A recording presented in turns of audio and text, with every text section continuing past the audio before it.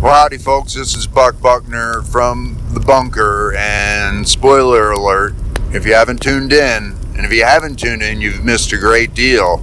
We're not in the bunker, and it's freaking me out. But I'm not that freaked out because I had a very good waffle this morning. And I love doing these book tours because whenever I call up to a hotel, I always specify, do you have a waffle iron? And if they don't, I won't stay there. That's a deal breaker. So we've discussed the first 4 rules, and I take that back.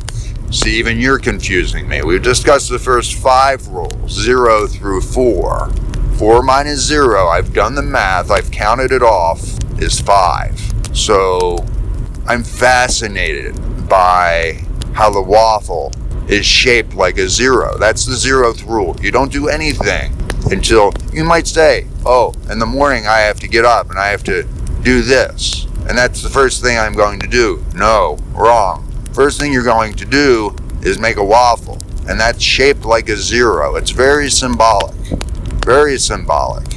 And then it has the 4 quadrants, the little pockets, the catacombs that the syrup pulls up in and then soaks in. And the 4 quadrants are very much like 4 food groups, and that's a reminder that we're on Rule 5. And Rule 5, just because try to get back on the number system, I just keep that blank. And so the 6th rule, we'll go into the 6th rule. So now the numbers are back in, they're straightened out. 6 means the 6th rule because we're dropping 5. And 5's a good one to drop because it's a midpoint. You always take a break at the midpoint, right?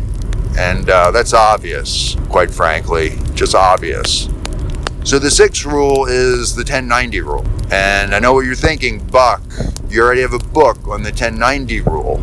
And yes, but maybe it's that important. And I was also able to do a lot of cutting and pasting from my book, which really made this chapter easier to write. I mean, it wrote much quicker with the cutting and pasting, but it's also very important. So let's take a campfire break, and this is Buckner with his 9 rules of blank on his book tour away from the bunker. It's freaking me out, folks, but that waffle in the morning, it's the great equalizer, and I feel like I'm at my bunker, and in my hotel room I have many waffles because I used up all the batter, and that was important. And I have storage in my vehicle, and that's not going to be a problem at all.